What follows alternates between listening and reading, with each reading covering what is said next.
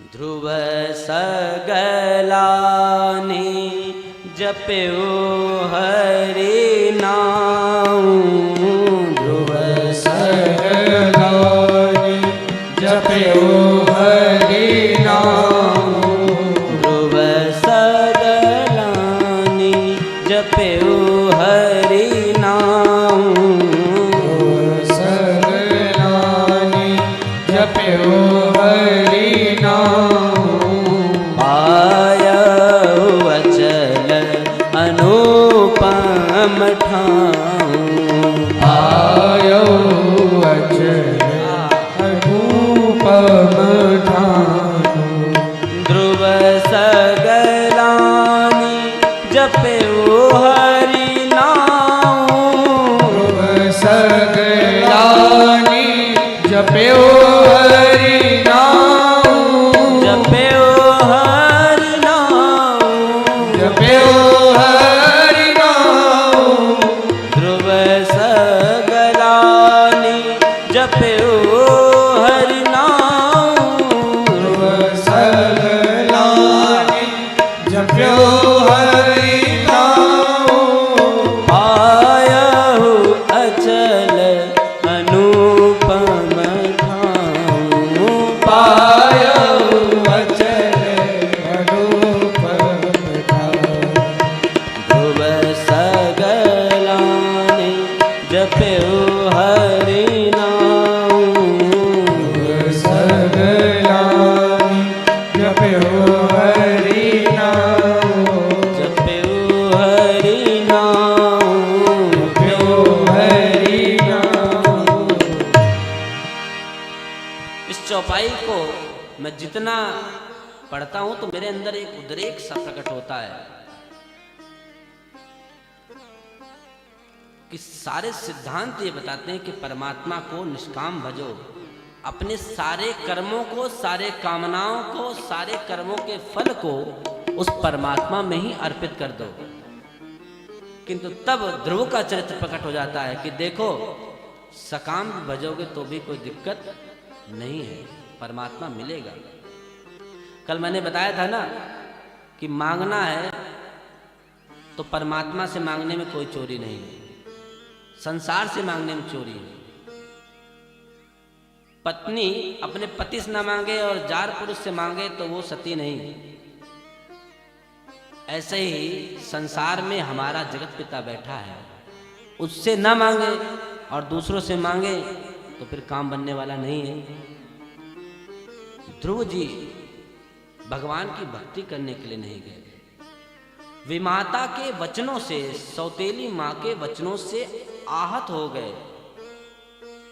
उनका हृदय वाग्बाणों से बींध गया, दुर्वचनों से बींध गया और ग्लानि से कि मेरे पास ये पद नहीं, इसलिए मैंने भगवान, ये मुझे गद्दी नहीं मिल पा रही है, इसलिए वो भगवान का जप करने गए।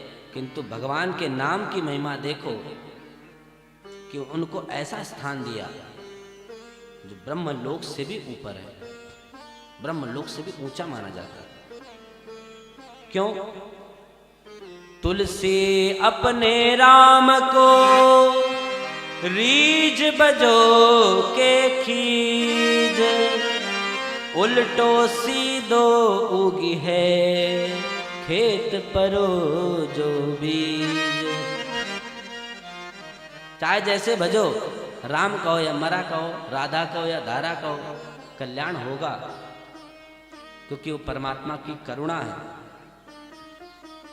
ध्रुव का चरित्र, उत्तानपाद की दो पत्नियां हैं, सुनीति और सुरुचि, और उनके दो पुत्र हुए। सुनीति के हैं ध्रुव और सुरुचि के हैं उत्तम।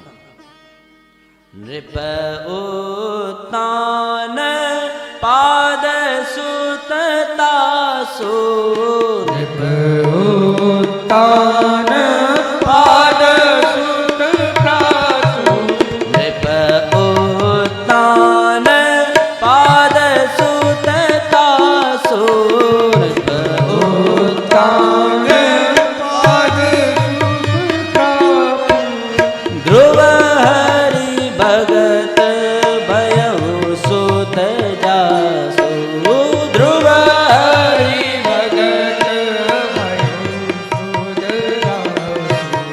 ध्रुव हरि भगत भयउ सुत जासु।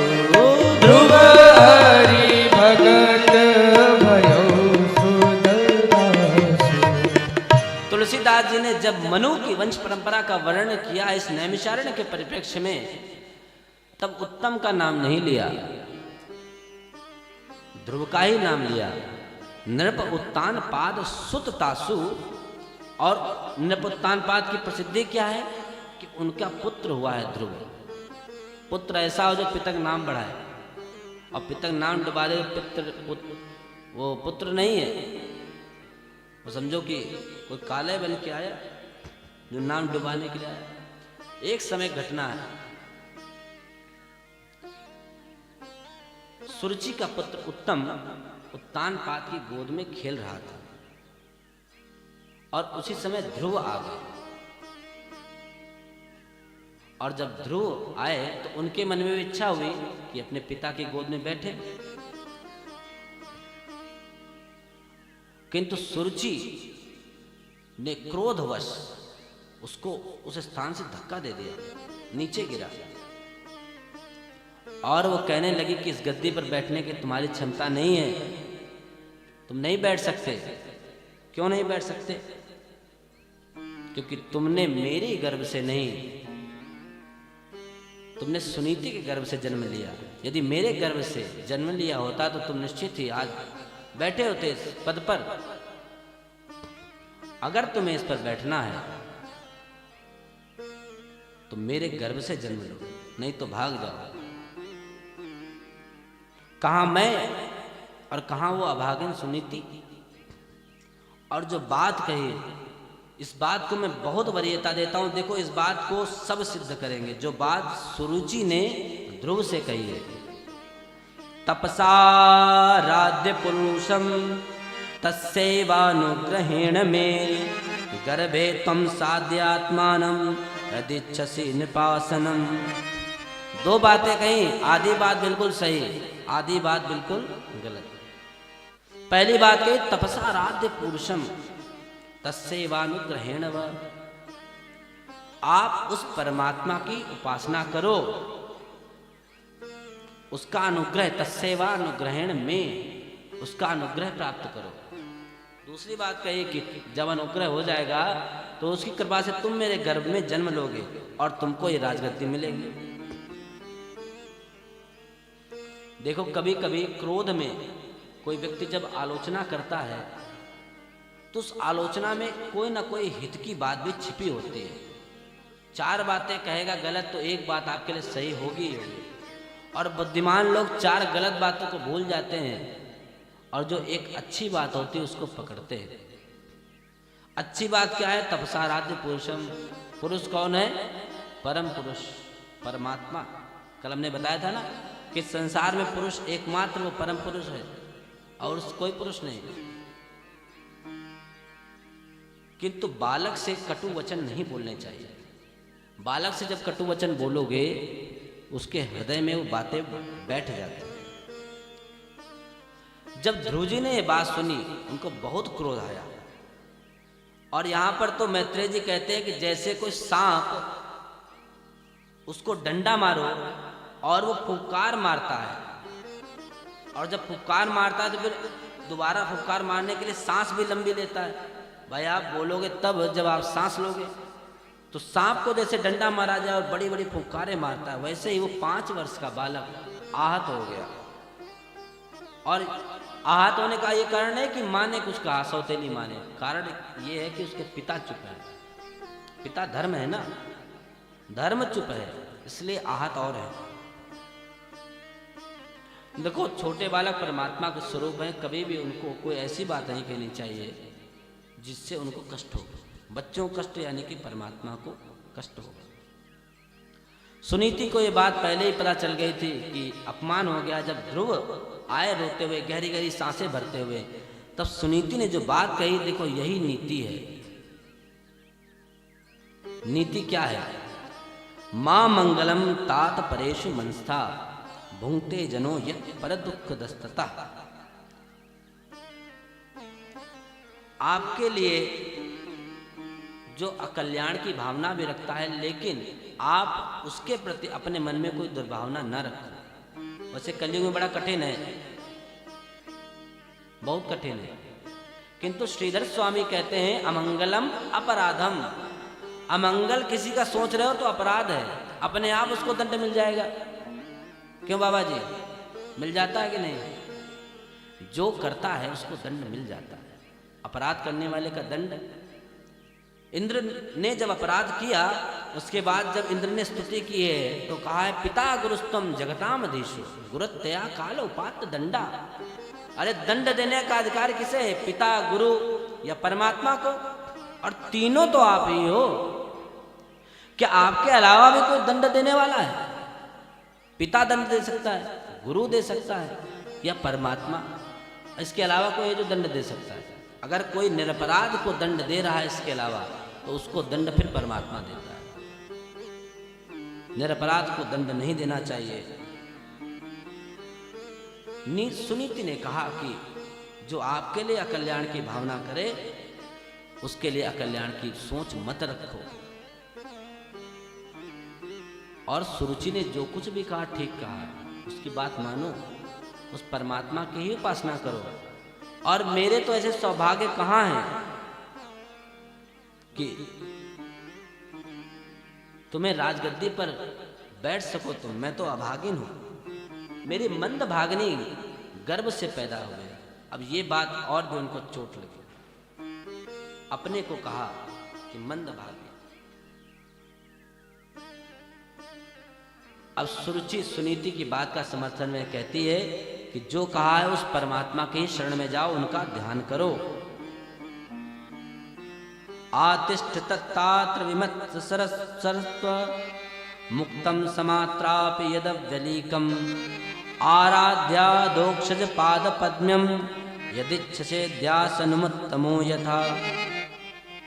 उन अधोक्षज के चरण कमल, पाद पद्म, चरण कमलों का आश्रय लो, उनकी आराधना करो। अधोक्षज भगवान कौन है? अधोक्षज का नाम बहुत आता है। अधोक्षज का अर्थ क्या है? भगवान विष्णु का तो नाम है। क्यों है? ऐसे परमात्मा जिनको इंद्रियों से नहीं जाना जा सकता, जो इंद्रियों से परे हैं, उनका नाम है अधोक्षज, श्री हरि। ऐसे अधोक्षज भगवान की तुम आराधना करो, तुम्हारा कल्याण होगा। अब ध्रुव यहां पर संकल्प लेते हैं। जैसे ध्रुव माने तो वैसे भी अटल होता है। अब अटल यानी ध्रुव खुद संकल्प ले रहा है, तो क्या संकल्प ले रहा है? नान्यम तथा पद्म पलाश लोचना दुखादच्छिद्यते मृगयो निकंचन यो मृग्यते हस्तगृहीत पद्मया श्रियैतरैरंग विमृग्य भाषया। हे माँ, आप चाहे मुझे कितना भी शांत करना चाहो, किंतु सुरुचि ने जो कहा है उससे मेरा हृदय शांत नहीं हो रहा है। अब मैं ऐसा प्रयास करूंगा, ऐसा पद प्राप्त करूंगा जो मेरे वंश परंपरा में किसी ने भी ना पाया हो, ना मेरे पिता ने पाया हो और ना मेरे बाबा ने पाया हो। और अब तुम देखना, अपने गर्भ का प्रभाव देखना। उसने कहा ना कि मैं मंद भाग्य हूं ना, और अभाग्नि के गर्भ से तू पैदा हुआ है। ध्रुव कहते हैं कि माँ प्रभावम पश्चिमे अम्बत्वम वृद्धस्यापि तवोदरे। तेरे गर्भ से मैं पैदा हुआ, अपने गर्भ से पैदा हुए इस बड़े हुए पुत्र को देखना। तुम्हारे गर्भ का ऐसा नाम मैं करूंगा, ऐसा नाम करूंगा मैं कि संसार याद रखेगा।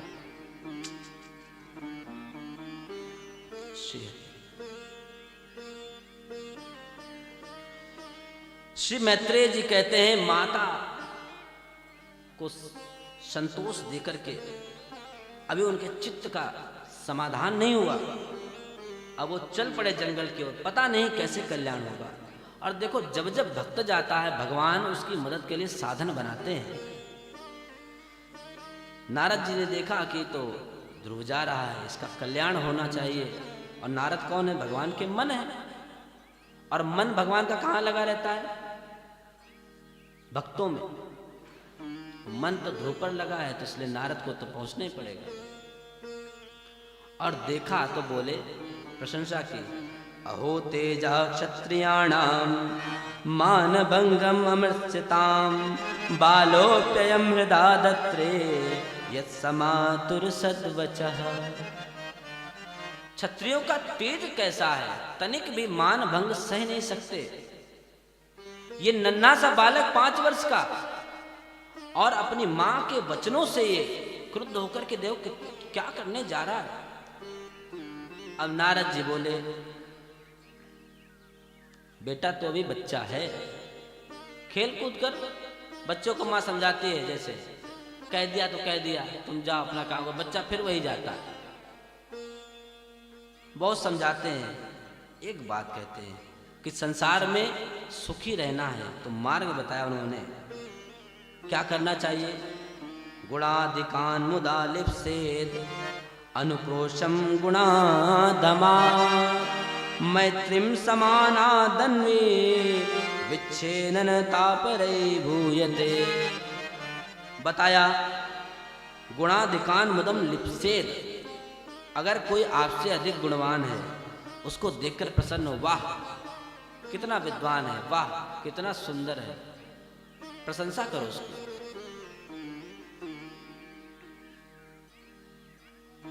और कोई आपके बराबर तो उससे मित्रता करो, और कोई आपसे कमजोर है तो उस पर दया करो। होता क्या है कि ज्यादातर लोग अपने को ही श्रेष्ठ मान लेते हैं और उस प्रशंसा में ही वो गड्ढे में गिरते चले जाते हैं। इस संसार में जो भी आपका हित चाहते हैं वो आपसे ये तो नहीं कहे तुम बहुत खराब हो, बहुत खराब हो। एक तो सुधार की बात भी कहेंगे और दूसरा आपकी प्रशंसा भी करेंगे, किंतु आपको भी ध्यान रखना है उस प्रशंसा में बह नहीं जाना। बह गए तो गए। ध्रुव जी ने फिर वही बात कही जो मां से कही, मैं क्षत्रिय हूं और मैं जब तक अपने अपमान का बदला नहीं ले लूंगा तब तक चुप नहीं बैठूंगा। अब आप मुझे मिल गए हैं देवर्षि, इसलिए आप मुझे वो मार्ग बताओ ताकि मैं उस पद को प्राप्त कर सकूं जो त्रिलोक में श्रेष्ठ है। मेरे पिता उत्तानपाद ने भी वो पद ना पाया हो, मेरे बाबा मनु ने भी वो पद ना पाया हो, और मेरे परदादा ब्रह्मा भी वहां ना पहुंचे हो, ऐसा पद चाहिए। ध्रुव जी ने कहा, नारद जी अत्यंत प्रसन्न हो गए क्योंकि जान गए अब ये दृढ़ हो चुका है, अब ये अपने कार्य से डिगेगा नहीं। नारद जी बोले, और अब नारद जी के आगे लग गया श्री नारद उवाच। क्यों श्री नारद उवाच लगा है? अब तक नारद देवर्षि बोल रहे थे, किंतु आप जान लो जब जब कोई व्यक्ति आपके कल्याण की बात कह रहा है तो वो परमात्मा ही उसके अंदर बैठ करके बोलता है। कहीं पर भी आप हो, आपके कल्याण की बात यदि कोई व्यक्ति कह रहा है, इसका अर्थ यह है कि उसके हृदय में वो परमात्मा बैठ करके आपके कल्याण के लिए कोई बात कह रहा है। इसलिए नारद जी, अब तक तो नारद थे, वीणा बजाते हैं, लेकिन अब हो गए श्री नारद जी। क्यों? भगवान की प्रेरणा से बोले। क्या बोले? धर्मार्थ काम मोक्षाख्यम या इच्छे श्रेय आत्मना एकमेव हरेस्तत्र कारणम पाद सेवनम। जिसको तू पाना चाहता है उसको पाने का एक मार्ग है, एकमात्र, एकमेव हरेस्तत्र कारणम पाद सेवनम। देने वाला भी वो परमात्मा ही है, वही उस पद को दे सकता है। और पाओगे कैसे? उनके चरण कमलों की सेवा करके। भगवान वासुदेवस्तम भज तत् प्रवणात्मना। वासुदेव में अपना चित्त लगाओ और उनको भजो।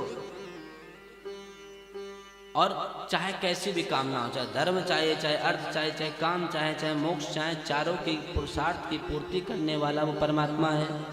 इसलिए अब जाओ कहाँ? तत्तात गच्छ भद्रेते यमुनायास्तटं शुचि पुण्यम मधुवनम यत्र सानिध्यम नित्यदा हरे। अब तुम जाओ मधुवन में, मधुवन में यमुना के किनारे। क्यों? क्योंकि यमुना जी के किनारे नित्य श्री हरि का निवास है। और वहाँ जाकर जब उनका ध्यान करोगे काली नदी के तट पर, तब वो परमात्मा प्रकट होकर के आपको दर्शन देगा। और कैसे ध्यान करना ये बताया। और भेजा कहाँ? तीर्थ में। कह सकते थे अपने जहाँ पे वही ध्यान लगा लो, तो क्या ध्यान नहीं लगता? लगता। किंतु तीर्थ में क्या होता है? तीर्थ में एक पॉजिटिव एनर्जी होती है। आप कोई जाए, कहते हैं कि हम बहुत बड़े योगी हैं, जहाँ सब लोग शराब पी रहे हैं वहीं जाके ध्यान लगाने लगो, तो ध्यान लगेगा? नहीं लगेगा। किंतु तीर्थ में, वन में परमात्मा के निकट होकर के जब आप ध्यान लगाओगे तो ध्यान बनेगा। अब देखो, ध्रुव के बाबा आए नैमिषारण्य, और नैमिषारण्य क्यों आए? क्योंकि इस तीर्थ की महिमा ऐसी। तीर्थों में श्रेष्ठ है, लेकिन तीर्थों में श्रेष्ठ क्यों है उसका अगली चौपाई में तुलसीदास जी ने लिखा है। तीर्थ वर नैमिष विख्याता आते पुनीत साधक सिद्धाता। ये तो उसकी माता आई है कि तीर्थों में श्रेष्ठ है, साधकों को सिद्धि देने वाला है। लेकिन ये कब होता है? जब यहाँ ऐसे लोग होंगे जो आपको वो मार्ग बताएंगे। खाली भूमि पड़ी, चाहे जहाँ पड़े रहो, तो क्या मार्ग मिल जाएगा? कोई सदगुरु तो मिले, तभी तो मार्ग मिलेगा। लेकिन मनु और शत्रुपा इसलिए इस नैमिषारण्य में आए। क्यों आए? बस ही जहाँ मुनि सिद्ध समाजा, बस ही जहाँ मुनि सिद्ध समाजा, बस ही जहाँ मुनि सिद्ध समाजा, बस ही जहाँ मुनि सिद्ध समाजा, ताहि अरसि चले मनु राजा, ताहि अरसि चले मनु राजा, ताहि अरसि चले मनु राजा, ताहि अरसि चले मनु राजा, तीरथ वर नैमिष विख्याता, तीरथ वर नैमिष विख्याता, अति पुनीत साधक सिद्धिदाता, अति पुनीत साधक सिद्धिदाता, अति पुनीत साधक सिद्धिदाता, अति पुनीत साधक सिद्धिदाता। इस नैमिषारण्य तीर्थ में ध्रुव के बाबा आए और ध्रुव जी को मधुवन में भेजा। देखो, यहाँ भी मनु जी को उस पर ब्रह्म का ही साक्षात्कार हुआ, और मधुवन में भी उनको उस श्री हरि का ही साक्षात्कार हुआ।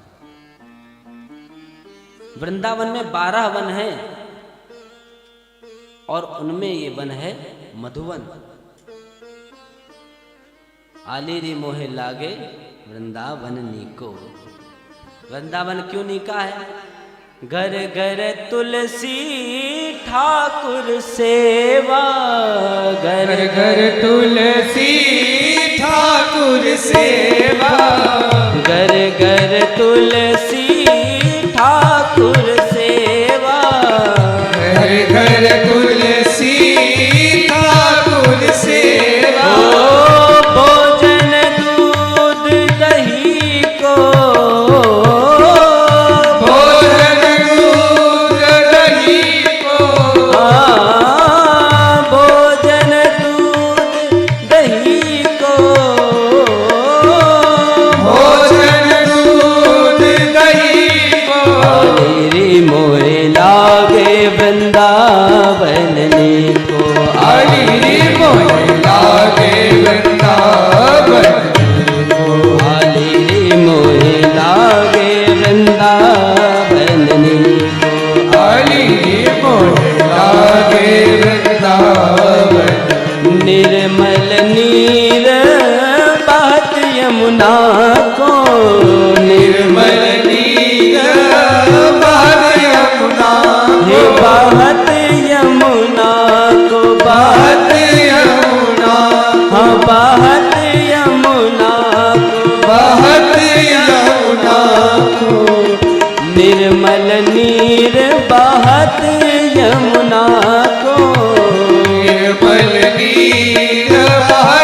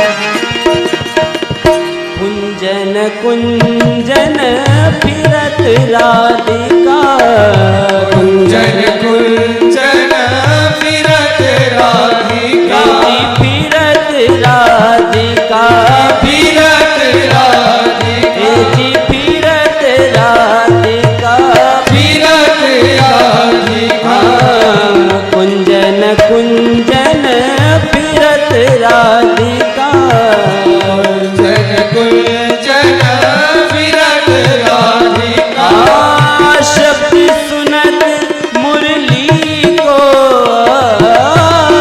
शब्द सुनत मुरली को, शब्द सुनत मुरली को, शब्द सुनत मुरली को, आले रे मोहे लागे वृंदावन को, आली मोहे लागे वृंदावन, राधा राधा कृष्ण राधा, राधा राधा कृष्ण राधा, राधा कृष्ण राधा कृष्ण राधा कृष्ण राधा कृष्ण, राधा कृष्ण राधा कृष्ण राधा कृष्ण, राधा कृष्ण राधा कृष्ण, राधा कृष्ण राधा कृष्ण, राधा कृष्ण राधा कृष्ण, राधा कृष्ण राधा कृष्ण, राधा कृष्ण राधा कृष्ण, श्री राधा राधा कृष्ण राधा, राधा राधा कृष्ण राधा, श्री राधा राधा कृष्ण राधा, राधा राधा कृष्ण राधा। बोले श्री कृष्णचंद्र भगवान की जय हो। श्री नारद जी को जिस ध्यान का के बारे में पूर्व जन्म में उन मुनियों ने ऋषियों ने बताया था, वही ध्यान यहाँ ध्रुव जी को बता रहे हैं कि कैसे योग के द्वारा वो ध्यान आप उस परमात्मा का लगाएंगे। और जो स्वरूप वर्णन किया है ध्रुव जी को श्री नारद जी ने परमात्मा का, बहुत सुंदर है। प्रसादे प्रसादाभिमुखम शश्वत प्रसन्न वदने क्षणम सुनासम सुभ्रुवम चारु कपोलम सुरसुंदरम तरुणम रमणीयांगम अरुणोष्ठे क्षणाधरम प्रणतः श्रमणं रमणं शरण्यं करुणाणं। श्री नारद जी कहते हैं श्री हरि का मुख अत्यंत सुंदर है। प्रसादाभिमुखम शश्वत प्रसन्न वदने क्षणम। और कैसा है, सदैव प्रसन्न मुद्रा में रहते हैं। चेहरे पर प्रसन्नता जिसके हो, ये मान लो वो ताप से मुक्त व्यक्ति है। जो सदैव आपको हंसता खिलखिलाता मिले, ये मान लो कि वो परमात्मा की कृपा है उस पर। संकट भी हो तब भी मुस्कुराए। और परमात्मा तो सदैव मुस्कुराते रहते हैं। और कैसे, किसी को भी देखते हैं भगवान, भक्त उस दर्शन को देख करके अप्रसन्न नहीं होते और सदैव वरदान देने के लिए उद्यत रहते हैं। ईक्षणम, भक्त क्या इच्छा करे उसको क्या दे दे, ये तो उनका चेहरा। लेकिन अब देखो सौष्ठव, तरुणम, बहुत तरुण, रमणीयांगम, एक एक अंग उनका सौष्ठव सुंदर, अरुणोष्ठे क्षणाधरम, उन्नत नासिका है, चौड़ा मस्तक, श्रीवत्सांकम घनश्यामम पुरुषम वनमालिनम, शंख चक्र गदा पद्मैरभिव्यक्तम चतुर्भुजम।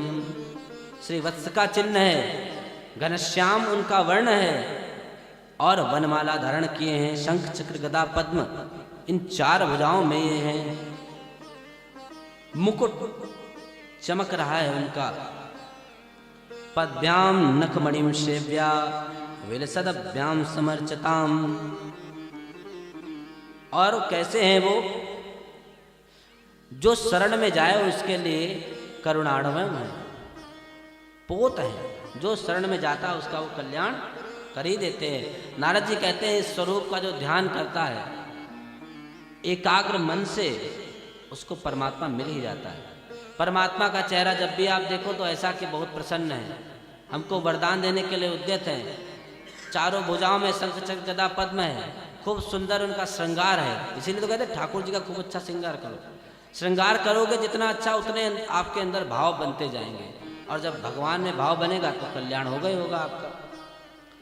अब मंत्र दिया, देखो गुरु मंत्र ना दे तो काम बनेगा नहीं, अपने आप कितने भी मंत्र जपो काम नहीं होगा, लेकिन नारद जी ध्रुव के गुरु बनकर के आए और मंत्र दिया, ओम नमो भगवते वासुदेवाय, ओम नमो भगवते वासुदेवाय। ओम नमो भगवते वासुदेवाय का, ये ओम नमो भगवते वासुदेवाय का दिव्य मंत्र दिया। और देखो मनु जी ने भी यहां इसी मंत्र का जाप किया था। नित्य यमुना जी में स्नान करके, आप घर में हैं यदि तो स्नान करने के बाद कम से कम 3 बार इस मंत्र का जाप करें और ठाकुर जी की सेवा करें। अब यमुना जी में नित्य स्नान करके इस मंत्र का जाप कर रहे हैं ध्रुव, तो कहते हैं मैत्रेय जी पहले मास में हर 3 दिन में केवल एक बार कैथा और बेर खाया, तिरात्रांते कपित्थ बदराशना, द्वितीयम चा तथा मासम षष्ठेर्वको दिने। दूसरे मास में 6 दिन में केवल एक बार क्या खाया, तृण पर्णादिभिर शीर्णै, सूखे घास और पत्ते खाए। तृतीयम चानयन मासम नवमे हनि अव्यक्ष अपभक्ष, केवल यमुना जी का जल पिया 3 महीने में 9 दिन छोड़ करके, और 4 महीने में 12 दिन छोड़कर सिर्फ श्वास लेते थे, मतलब 12 दिन हो जाए तब एक बार श्वास ले और फिर भगवान का ध्यान करने लगे। और 5वें महीने में वो जित श्वास हो गए, सांस को जीत लिया। पंचमे मास्य अनुप्राप्ते जित श्वासो नृपात्मजा, वो नृप का पुत्र ध्रुव उसने श्वास को भी जीत लिया। और जब श्वास को जीत लिया, एक पैर पर खड़े दोनों भुजाओं को उठाए और अंगुष्ठ के बल पर वो खड़े दोनों हाथों को ऊपर किए हुए, और श्वास को अब समाहित कर लिया अपने में, और उस परमात्मा का वो ध्यान कर रहे हैं। अब ध्रुव और वो परमात्मा वो दोनों समान ब्रह्म हो गए, क्योंकि ब्रह्म में स्थित हो गए ध्रुव। अब जब ध्रुव ब्रह्म में स्थित हो गए, ब्रह्माकार हो गए, ब्रह्म स्वरूप हो गए उस समय, तो क्या हुआ, ध्रुव जी ने अब श्वास रोक ली। और जैसे ही ध्रुव ने श्वास रोकी, इसका अर्थ उस ब्रह्म ने श्वास रोक ली। और जब ब्रह्म की श्वास रुक गई तो पूरे संसार की श्वास रुक गई। अब जब वायु ना हो, ऑक्सीजन ना हो, तो आदमी कितनी जल्दी तड़पने लगता है। अभी कोविड टाइम में ऑक्सीजन नहीं मिलती थी तो 50-50 हज़ार रुपये के सिलेंडर बिके यहाँ। तो मोल है हर चीज का, कहते हैं कि इसका मोल है, तो मोल किसी भी चीज का नहीं, लेकिन अनमोल है। आपको फ्री में मिल रहे हैं इसलिए ये मत सोचो कि ये ऐसे ही है, अनमोल है, इसकी कीमत नहीं है। कीमत कब पता चलेगी? जैसे कह दे कि कोई माता से कह दो कि लड़का अपना कितने रुपए में बेचोगे, तो कहे आप सब कुछ दे तब भी नहीं बेचेंगे। क्यों? क्योंकि उसके लिए अनमोल है, मोल नहीं लग सकता उसका। लेकिन उसी बच्चे को बचाने के लिए अपना सर्वस्व बेच करके उसका इलाज कराते हैं, ऐसे होते हैं। मोल नहीं है, अनमोल। परमात्मा के द्वारा प्रदत्त प्रत्येक चीज उसका मोल नहीं, वो अनमोल है। सांस रोक ली, और ध्रुव जी ने जैसे सांस रोकी तो देवताओं का दम घुटने लगा। और देवताओं को जैसे कष्ट होता है तुरंत भगवान के पास जाते हैं। निवेदन किया, नैवं विदामो भगवान भगवन् प्राणरोधम चराचरस्याभिधि सत्त्वधाम्ना हृदये तन्नो वृजनाद्विजो मोक्षम प्राप्ता वयं त्वां शरणं शरण्यम। फिर शरणं शरण्यम 33 स्कंद में भी, यहाँ पर भी, हे प्रभु आप ये शरणागतों के रक्षक हैं, इसलिए हम आपकी शरण में आए, हमारी रक्षा करो। ये वायु, प्राण वायु हमारी कौन छीन रहा है? क्या आपने रोका है? भगवान कहते हैं मैंने नहीं रोका, मेरा भक्त है, वो तप कर रहा है। अब उनको आश्वासन दिया कि चिंता मत करो कि मैं जाऊंगा, ये मेरा भक्त ध्रुव तपस्या कर रहा है मेरे दर्शन के लिए, और चिंता ना करो आपका कष्ट मैं दूर करूंगा। और यहां पर बहुत अच्छा वर्णन किया है कि अब तक तो भगवान जाते थे दर्शन देने के लिए, किंतु मैत्रेय मुनि कहते हैं कि ध्रुव को दर्शन देने के लिए नहीं, ध्रुव को देखने के लिए भगवान जा रहे। सहस्त्र शीर्षापि ततो गरुत्मता मदोर्वनम वृत्यादिरक्षया गता। गरुण पर सवार होकर के अपने भक्त का दर्शन करने की इच्छा से वो मधुवन में गए, और ध्रुव तो शांत चित्त खड़े, क्योंकि वो अंदर ही अंदर उस परमात्मा का दर्शन करके वो रस प्राप्त कर रहे हैं, जो रस योगी और मुमुक्षु जब बड़ा कठिन तपस्या करते हैं वो प्राप्त करते हैं। वो 5 वर्ष का बालक अंदर ही अंदर रस ले रहा, अब भगवान सामने खड़े, किंतु तो भगवान के लिए वो आंखें नहीं खोल रहे। भगवान ने लीला की, अंदर जो परमात्मा का दृश्य हृदय में वो देख रहे थे उसको तिरोहित कर दिया, और जब तिरोहित कर दिया तो तड़पने लगे। ध्रुव कह रहे वो परमात्मा कहाँ, उसका दर्शन कैसे करें?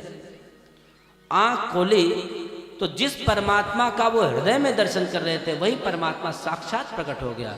बोले श्री हरि की जय हो। और देखा तो भाव विह्वल हो गया।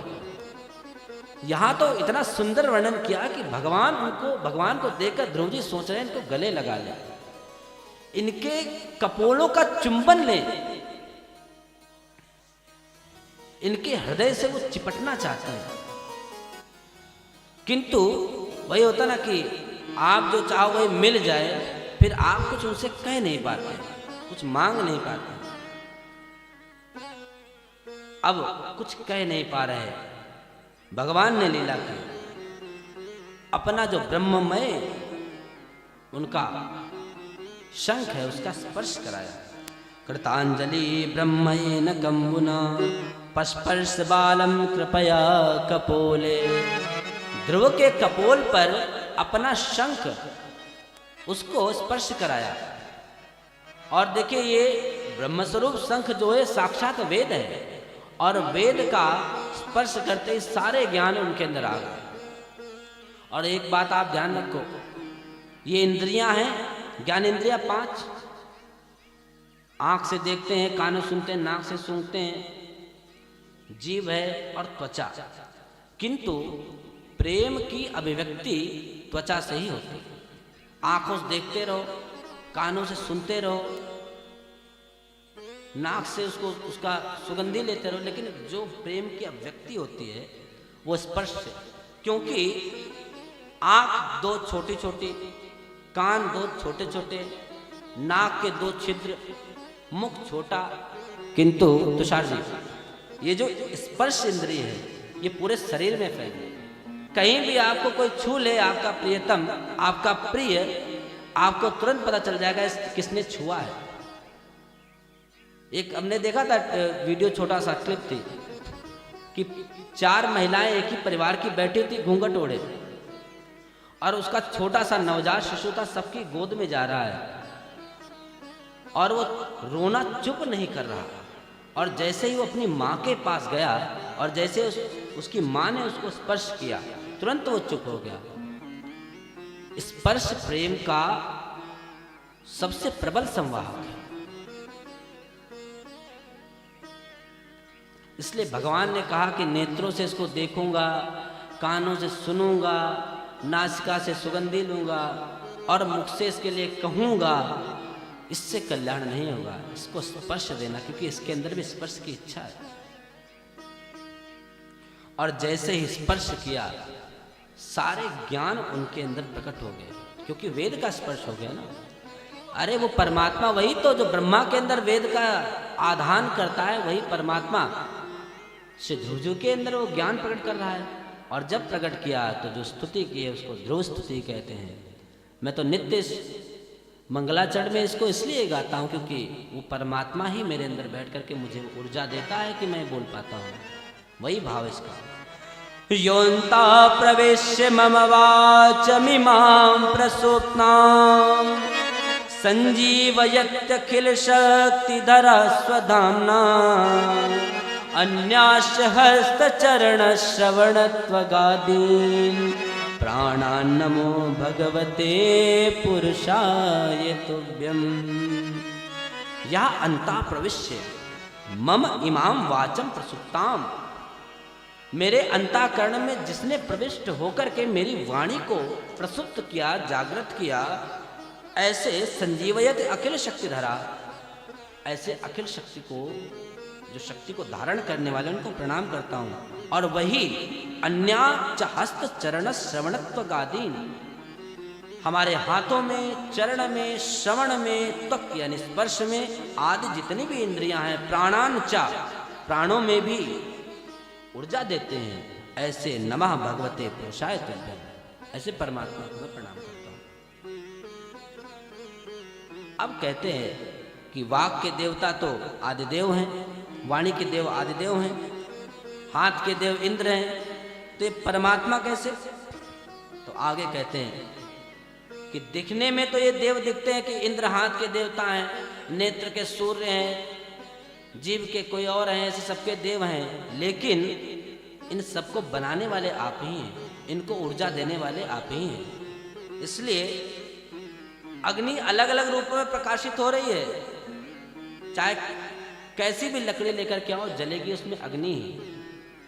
लकड़ी अलग अलग प्रकार की हो लेकिन उसमें अग्नि एक ही जैसी होती है। ऐसे ही परमात्मा आप सब में चैतन्यता के रूप में, चिद शक्ति के रूप में, आध्यात्मिक ऊर्जा के रूप में आप सब में रहते हैं। और इनका ये जो इंद्रियां हैं, इनका सुख वही है कि हम आपका नित्य चिंतन करें। बेकार वो मुख है जो रहे व्यर्थ बातों में, बातें करते रहे, भगवान की चर्चा न करे तो मुख बेकार है। नेत्रों से दर्शन ना करें उनका तो नेत्र बेकार है, चरण न जाएं तो वो भी बेकार है। एक कामना की, हे अनंत परमात्मन,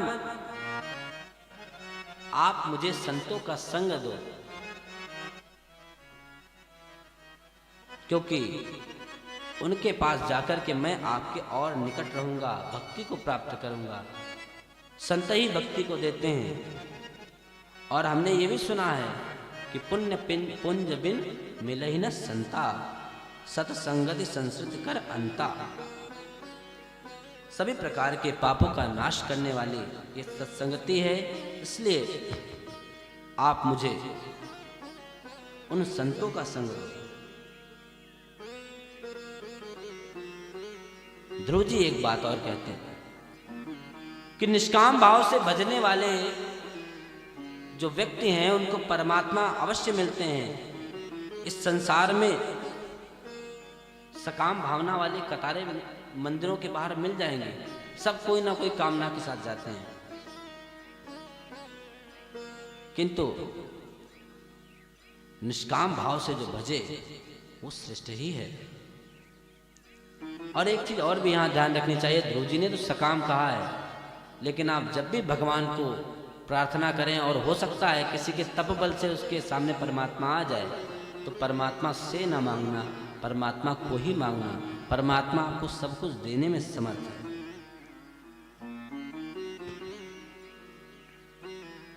नारद जी बहुत प्रसन्न है जब उनको ये वरदान मिला। ध्रुव को अक्षय राज्य भी दिया और सम्मान भी दिया। देखो भगवान के पास गए थे कामना के साथ में, किंतु परमात्मा ने उनको बहुत कुछ दिया। जो चीज मांगी वो भी दी और जो चीज नहीं मांगी वो भी दी। एक कथा कहते हैं कि ध्रुव जी पास हो गए फर्स्ट नंबर से, तो हर जगह नारद जी घूमते हुए जा रहे हैं कि भैया देखो ध्रुव को जानते हो। सब कहें कि भाई ध्रुव को कौन नहीं जानता। 5 वर्ष की आयु में उस बालक ने उस परमात्मा को प्राप्त कर लिया। ध्रुव को कौन नहीं जानता, सब जानते हैं ध्रुव को। तो नारद जी ने कहा कि ये तो जान गए कि ध्रुव ने भगवान को प्राप्त कर लिया। ध्रुव का गुरु कौन है, उसको मंत्र किसने बताया? कहा ये तो मैं नहीं जानता। कहने लगे मैंने बताया। तो ये किस लिए कि गुरु को भी बहुत प्रसन्नता होती है। शिष्य यदि बढ़ जाए तो गुरु को बहुत प्रसन्नता होती है।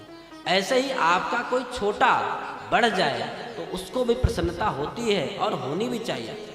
अगर ये दोष रहेगा तो बड़ी दिक्कत होगी। भगवान आशीर्वाद देकर के अपने धाम चले गए। बालस्य पश्यतो धाम समगाद गरुणत भजा। विदुर जी ने प्रश्न किया कि ध्रुव जी भगवान के भक्त हैं, एक ही जन्म में उस परमात्मा को प्राप्त कर लिया, किंतु फिर भी उन्होंने स्वयं को अकृतार्थ क्यों समझा? उनके मन में क्षोभ था कि मैंने उस परमात्मा से मांगा, परमात्मा को नहीं मांगा। अब ध्रुव जी अपने अंतःकरण का निरीक्षण स्वयं कर रहे हैं। वैसे होता क्या है कि हम लोग अपने अंतःकरण का स्वयं निरीक्षण नहीं करते, इसलिए हमारे अंदर अध्यात्म पैदा नहीं होता। तो ध्रुव जी ने अपने मन में विचार किया कि मैंने परमात्मा से मुक्ति नहीं मांगी, उनसे संसार मांगा। अब भगवान के दर्शन के मन का मैल तो मिट गया, किंतु क्षोभ प्रकट हो गया। नैच्छन्न मुक्तिर् मुक्तिम। और क्या कहा? अपने आप को मंद भाग्य कह रहे हैं। अहोबत ममानाद्यम मंद भागस्य पश्यद।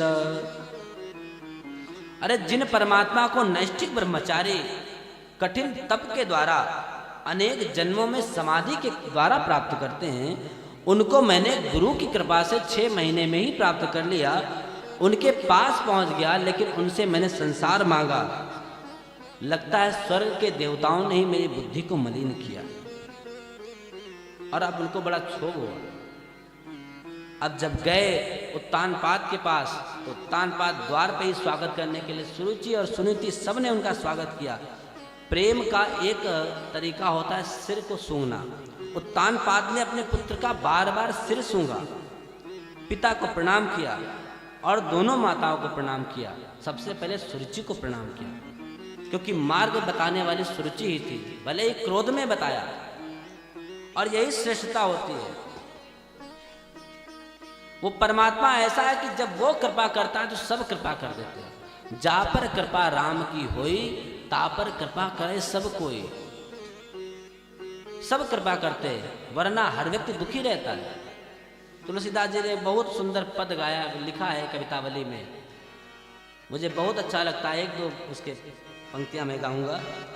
जब जानकी नाथ सहाय करे, जब जानकी नाथ सहाय करे, तब कौन बिगाड़ करे नर तेरो। कौन बिगाड़ करे नर तेरो। जानकी नाथ सहाय करे, जब जानकी नाथ सहाय करे जब। और देखो, जब उस परमात्मा की कृपा होती तो जो 9 ग्रह होते ये भी व्याप्त नहीं है। क्या कहते हैं तुलसीदास जी? सूरज मंगल सोम प्रभु सुत। सूरज मंगल सूरज मंगल सोम प्रभु सुत। सूरज मंगल बुध अर गुरु वरदायक तेरो, बुध अर गुरु वरदायक तेरो। राहु केतु की नहीं गम्यता, राहु केतु की नाही गम्यता, राहु केतु की नहीं गम्यता, राहु केतु की नाही गम्यता। संग शनिचर होतहु चेरो, संग शनिचर होते उचेरो। जब जानकी नाथ सहाय करे, जब जानकी नाथ सहाय करे। जब परमात्मा कृपा करता है तो ना सुनने का चिंता मत करो, देखो वो तुम्हारी माँ आगे जा रही है। और ये सत्य है, जिसके घर में कोई भगवत भक्त पैदा हो जाता है उसके पूरे वंश का कल्याण हो जाता है, इसमें कोई संशय नहीं है।